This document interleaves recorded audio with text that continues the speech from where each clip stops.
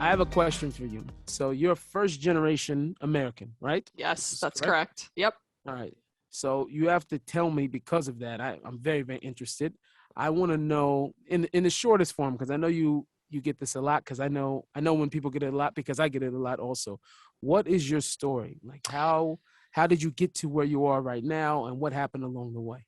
Yeah, no, I mean, it is an incredible story, but I think as you're going through it, you just feel, you know, kind of like it's just normal. But, looking back on kind of the trajectory of my life, I think it's been truly extraordinary. And basically, my mom, we lived in Iran. We were Persian Jews living in Iran, and my mom wanted me to be a citizen. So she came to New York when she was 9 months pregnant to basically have me be born in New York. So in my family, I'm actually the only citizen. I think I was actually Wow. born 2 weeks late because she was just like, but anyway, so after that, we stayed in New York for about just a month, went back to Iran. It was 1979, the year of the revolution. And so after that, we were kind of stuck.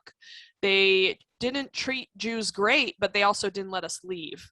Hmm. So it was kind of interesting. If you got valedictorian, you wouldn't get the award. The next person who wasn't Jewish would get it. Just like super microaggressions. And then there was absolute macroaggressions where people were getting killed or jailed or, things like that. So um, we kind of knew that it wasn't going well. And I think in 1985, when there was the Iran-Iraq war, a bomb landed very close to our home. And I totally remember the sirens going off, and we would run to the windows in the middle of the night. My mom would be like, look at the beautiful fireworks, but now Hmm. seeing, the bombs being launched at Israel, it looked exactly like that in Iran, Wow.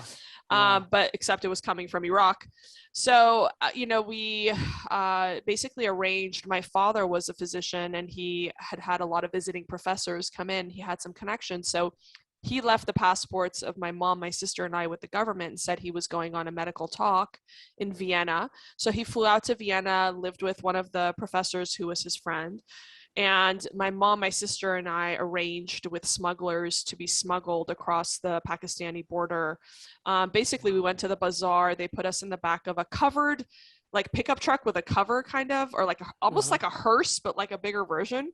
And then Wow. we were on the bottom, and they put corn on top of us to hide us. And then we went from the bazaar across the border, spent one night in the desert, and actually we got seen by the border guards at a certain point, and they started shooting at us, and our lights were off, but as soon as they started shooting, we just turned the lights on and kind Hmm. of zoomed. And the way we got away, there was like two mountains with like a ravine, and so two Hmm. wheels of the truck were on one side, two wheels of the truck were on the other, and we went over it, and the border police just thought that was too dangerous. So that's how we kind of got away.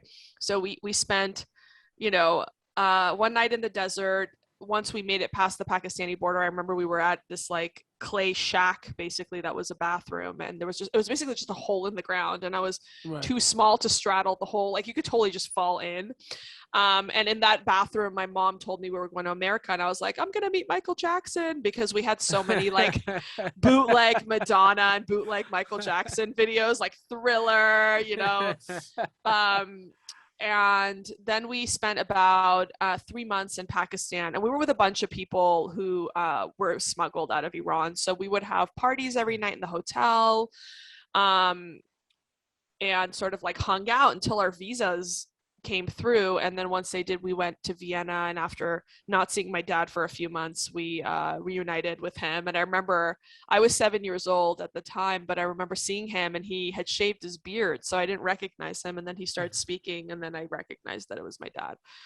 Wow. And then This is crazy. together we came to America. And I always, tell the story of, like, I came in the first grade. I didn't speak any English. I was in ESL for about 3 months and just Mhm. got a lot of teasing. I was really skinny. And back then, like, you weren't allowed to do anything about your mustache. You weren't allowed to shave your legs because it meant you were trying to be attractive or you were going to be promiscuous. So I was just Mhm. like, really didn't fit in. And then also I was that girl in class that was like always raising her hand, always had the answer, kind of. So Mhm. it was a little rough, making friends. And I just felt like people were always like using me for something, like using me to copy my homework or using me to like get the answers to something.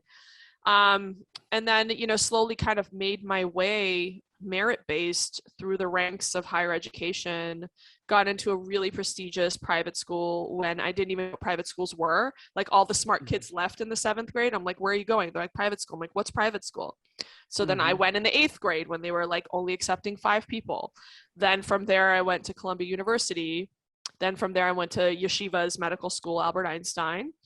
And then got into USC plastic surgery, which was probably like the best match my medical school had ever had, because plastic surgery is really hard to get into. Right. And then spent 3 years in general surgery at USC in California. Did 2 years of business school in between general surgery and plastic surgery, and then did 3 years of plastic surgery, came out. And just, you know, and I got married my first year of residency, had 3 kids during surgical residency, which was difficult. And came out, started my own private practice, and knew immediately I wanted to do TV.